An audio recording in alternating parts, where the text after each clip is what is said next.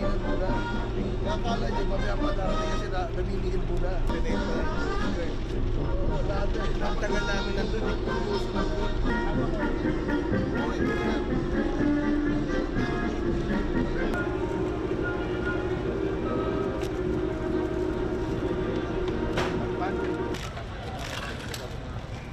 Sabihin natin yung dyan. Okay, sir, shake hands. Check hands.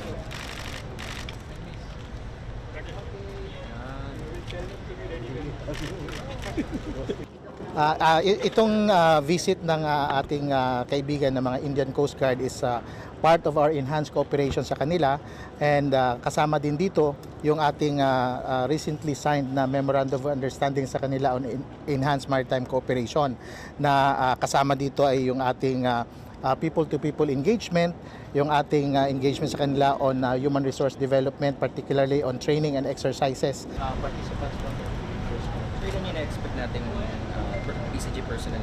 While they also conduct all Coast Guard functions, but specialize yung kanilang barko on marine environmental protection. So kasama sa naka-line up natin is yung training natin and demonstration ng kanilang capability on marine environmental protection. At magkakaroon din tayo ng training on maritime law enforcement, particularly on board and search operations, and then search and rescue.